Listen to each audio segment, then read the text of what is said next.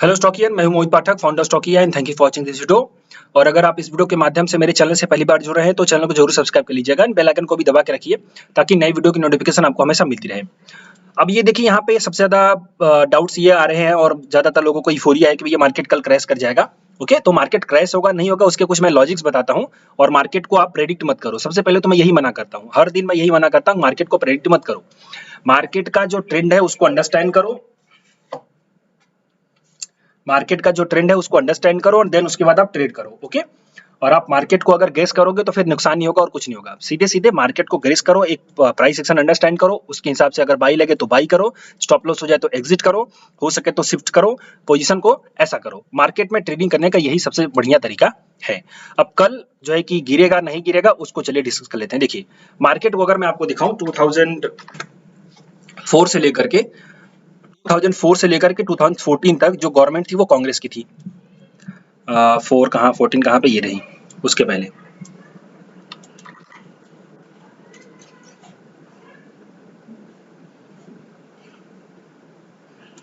ये जस्ट मैं रफली आइडिया ले रहा हूँ। 2004 से जो है कि गवर्नमेंट थी, जो 2004 से लेकर के 2004 से लेकर के जो 14 तक जो गवर्नमेंट थी वो कांग्रेस की गवर्नमेंट थी। तो कुछ लोगों को ऐसा लगता है कि भैया बीजेपी के रहने से ही मार्केट ऊपर जाएगा, ऐसा नहीं है। इस टाइम पे जो गवर्नमेंट थी वो कांग्रेस की थी, मनमोहन सिंह जी हमारे प्राइम मिनिस्टर थे। तो क्या मार्केट यहाँ पे ऊपर नहीं गया? ये जो क्रैश है 2008 का उसको छोड़ करके क्या मार्केट ऊपर नहीं गया? मार्केट ऊपर जाएगा। देखिए, मार्केट को क्या चाहिए इसको मैं समझाता हूँ। मार्केट को जो चाहिए वो है मेजॉरिटी वाली गवर्नमेंट। ओके, मेजॉरिटी वाली गवर्नमेंट। मार्केट को ये नहीं चाहिए कि कौन पार्टी में आ रहा है, कौन सी पार्टी आ रही है, फिर कौन पार्टी पावर में आ रही है। देखो, कर्नाटका का इलेक्शन का रिजल्ट बीजेपी के अगेंस्ट में आएगा, ये मार्केट को पहले से पता था। ओके, और फिर से बीजेपी की वजह से मार्केट ऊपर जाएगा ऐसा जरूरी नहीं है। समझ रहे हैं आप? ये मैं ये आपको सिर्फ न्यूट्रल होके बोल रहा हूँ ताकि आप न्यूट्रल अपनी सोच रखो, मार्केट को पॉलिटिक्स मत घुसाओ। मार्केट को जो चाहिए वो है मेजॉरिटी वाली गवर्नमेंट, यानी कि जो भी पार्टी पावर में आ रही है वो मेजॉरिटी के साथ आ रही है या फिर अलायंस बना के आ रही है। अलायंस वाले में क्या होता है कि वो जो भी डिसीजन है उसको ले नहीं पाते और उसको इंप्लीमेंट नहीं कर पाते। क्यों? क्योंकि वहां पे कॉन्फ्लिक्ट ऑफ इंटरेस्ट होता है। मतलब वहां पे किसी पार्टी को लगेगा भाई जिसके साथ लगा रखा है, जैसे बिहार में देख लो, तो जिसके साथ आप कॉन्फ्लिक्ट ऑफ इंटरेस्ट रहेगा वहां पे आप सीधे सीधे कोई अच्छे से डिसीजन नहीं ले पाओगे। यूपी में देख लीजिए, योगी जी हैं, वहां पे कॉन्फ्लिक्ट ऑफ इंटरेस्ट नहीं आता, उनको जो भी समझ में आता है कि हाँ ये चीज जनता की भलाई के लिए है वो उसको इंप्लीमेंट कर देते हैं, जो भी रूल्स एंड लॉज है इंप्लीमेंट किया जाता है।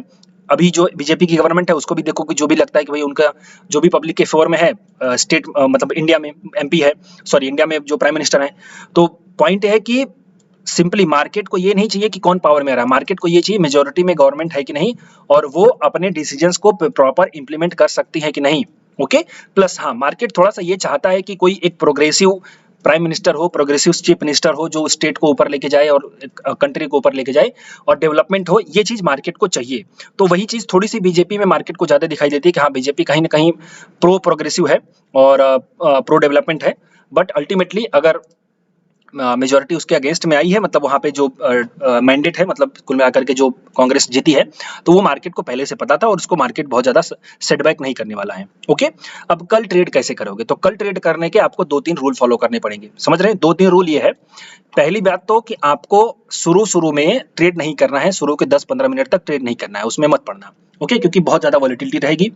और जब मार्केट आपका सेटल हो जाए, तो लेट सेटल मार्केट, पहला रूल आपका। और जब मार्केट आपका सेटल हो जाए तब उसके बाद एक प्रॉपर एक अपना प्राइस एक्शन अंडरस्टैंड करके, हालांकि मैं बताने वाला हूं, बट प्राइस एक्शन अंडरस्टैंड करके उसके बाद आप जो है कि सिंपली ट्रेड करिए, लेकिन अग्रेसिव क्वांटिटी में ट्रेड मत करिए। अग्रेसिव क्वांटिटी दैट मींस कि अगर आप 100 क्वांटिटी लेते थे तो उसकी जगह पे 50 क्वांटिटी लो, बहुत ज्यादा मत लो, छोटा छोटा ट्रेड करो कल के दिन। ओके, और ट्रेड लो। उसके बाद अगर वो गलत हो जाए, अगर आपके एनालिसिस फेल हो जाए, तो तुरंत स्टॉप लॉस लेकर के पोजीशन को शिफ्ट करने का ट्राई करो कि भाई जिस तरीके से मार्केट जा रहा है।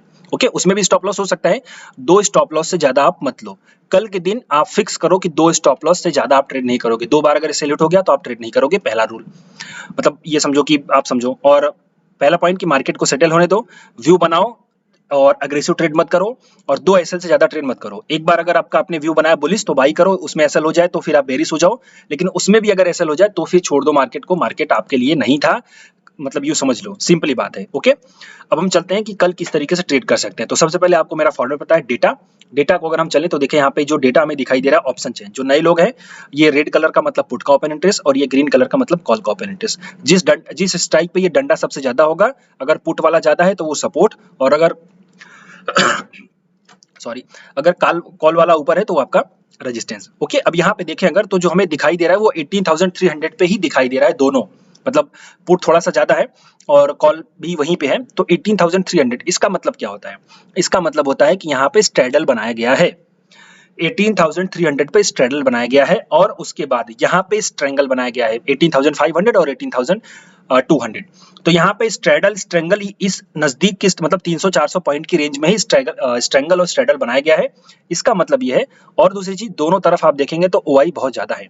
ये क्लियर कट इशारा करती है कि आपका जो मार्केट का व्यू है वो मार्केट कंफ्यूज है। पहली बात तो मैंने आपको जो प्री वीकली एनालिसिस है उसमें बता दिया था। देखिए यहाँ पे मार्केट कंफ्यूज है, सिंपली बात, मार्केट को समझो कि मार्केट कंफ्यूज है।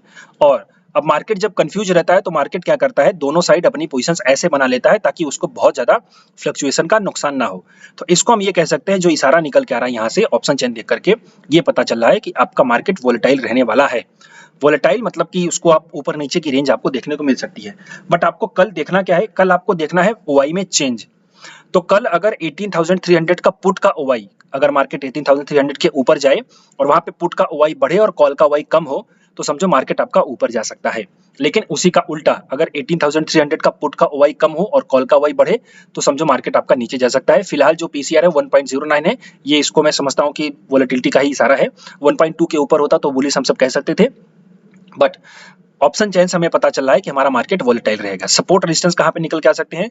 सो जो रेजिस्टेंस होगा 18,500 का होगा और जो सपोर्ट होगा 18,200 का होगा। ये हमारा रहा ऑप्शन चेन के एनालिसिस। अब इसके बाद हम यहाँ पे देख लेते हैं कैश के चार्ट। तो कैश के चार्ट को ही मैं डिस्कस करूंगा। ये वाला जो है इसको आप एलिमिनेट कर दो। ओके, ये वाली जो कैंडल है आप इसको एलिमिनेट कर सकते हो, बिकॉज ये जो कैंडल एक फ्री ट्रेंड कैंडल है। आपको ये प्रॉपर समझना पड़ेगा, क्योंकि ऐसे में, अच्छा एक चीज मैं आपको टिप बता दूं, यहाँ पे प्रो टिप मैं देने वाला हूँ। प्रो टिप ये है कि जब भी कोई ऐसा फ्रीक ट्रेड हो तो उस दिन आप स्पॉट के चार्ट ना देख करके आप फ्यूचर के चार्ट देखो, वहां से आपको लेवल सही समझ में आएगी। क्योंकि वो जो कैंडल है ना, आपको हमेशा से वो मतलब दिक्कत करेगी। आपको ये माइंड में रहेगा यार ये तो बेरी से आपके जो डिसीजन है वो सही नहीं हो पाएंगे। आप उसको जो है, जब भी ऐसा फ्रीक ट्रेड हो जाए पहले 5 मिनट में ही, तो आप सिंपली उसको आप क्या करो, जो है कि फ्यूचर के चार्ट को देखा करो उस दिन। ये मेरा प्रो टिप है।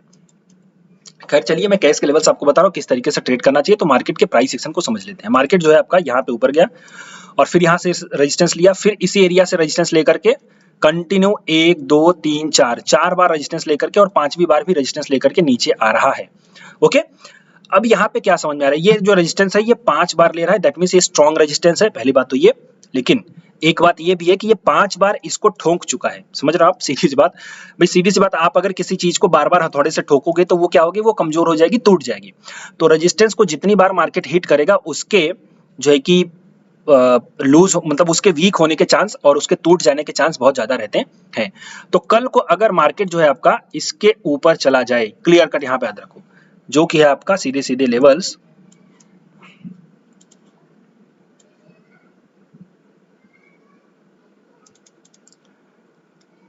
18,350, 18,350, 18,350 के ऊपर अगर मार्केट चला जाए तो आपको सिंपली बाई की पोजीशन बनानी है। लेकिन कैसे? अगर गैप अप खुला, मान लो गैप अप खुला, तो गैप अप खुलने दो, नीचे आने दो, फिर उसके बाद ऊपर जाने पे ब्रेकआउट होने दो, तब आप बाई करोगे, वैसे बाई नहीं करोगे। या फिर अगर आप चाहो तो नीचे एक रिवर्सल देख करके बाई कर सकते हो, जैसे ही आपको रिवर्सल अगर मिल जाए तो आप बाई कर सकते हो। बट यहाँ पे कोई प्रॉपर अच्छे से लेवल निकल के भी नहीं आएगा, मैं सिर्फ आपको प्राइस सेक्शन समझा सकता हूँ। तो पहला प्राइस सेक्शन क्या होगा, अगर 350 के ऊपर गैप अप हुआ, नीचे आया और फिर रिवर्स होकर के जाने लगा, तो आप वहां पे ट्रेड कर सकते हो, या फिर ब्रेकआउट पे आप ट्रेड करो, वो ज्यादा बेटर होगा, जो मेरा एन का पैटर्न है। ओके, ये वाला, तो यहाँ पे आप बाई कर सकते हो। आपको टारगेट जो मिलेगा ऊपर 100 पॉइंट का टारगेट आप निकाल के रख सकते हो, क्योंकि मार्केट में अगर रहा तो वोलेटिलिटी आ जाएगी, शॉर्ट कवरिंग ट्रिगर हो जाएगी ऊपर की तरफ। और नीचे की तरफ क्या होगा, नीचे की तरफ लॉन्ग अनवाइंडिंग ट्रिगर होगी।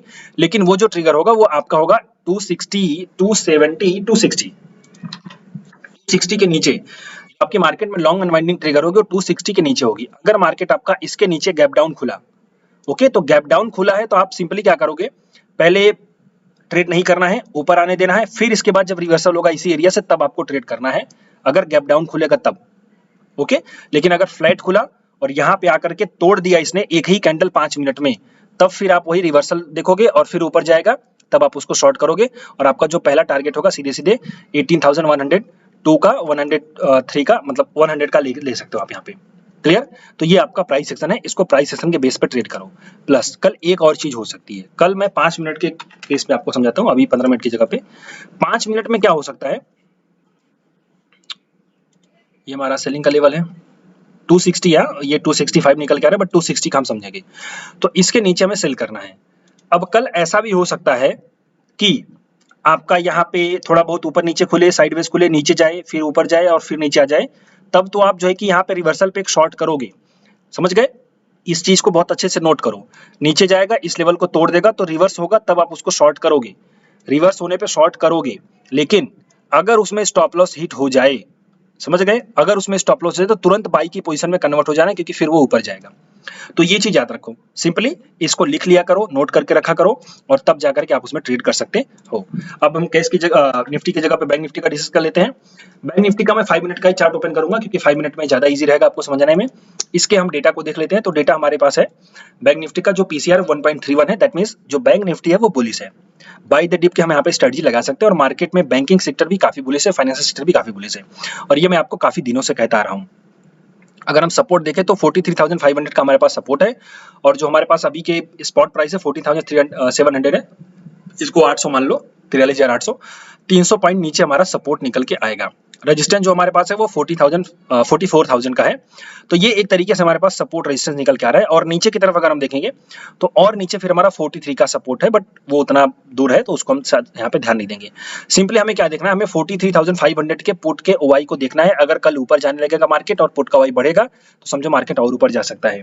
लेकिन अगर कल मार्केट नीचे जाने लगे, 500 के भी नीचे आ जाए और उस टाइम पे पुट का ओवाई कम होने लगे, तो आप समझो कि मार्केट और नीचे जा सकता है। Okay, by the way PCR जो हमारे पास है 1.31 है, तो यहाँ पे बाय द डिप की स्ट्रेटजी लगाई जाती है हमेशा।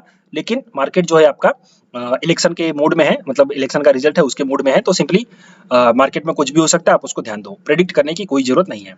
अब निफ्टी के यहाँ पे मैं लेवल्स को ध्यान दूं अगर, तो यहाँ पे एक तरीके से अगर हम देखें तो डबल टॉप बना है, बट ये टॉप उतना स्ट्रांग नहीं है कि इसको जो है कि नीचे लेके जाए। हम इसमें सिंपली क्या करेंगे, हम इसमें थोड़ा सा बाय द डिप की भी स्ट्रेटजी लगाएंगे। बाय द डिप की स्ट्रेटजी कैसे, अगर मार्केट नीचे आएगा और हमारे इस एरिया के पास जो कि है हमारे पास 43,580 से लेकर के 43,520, ओके, यहाँ पे मैं इसको प्लॉट कर देता हूं।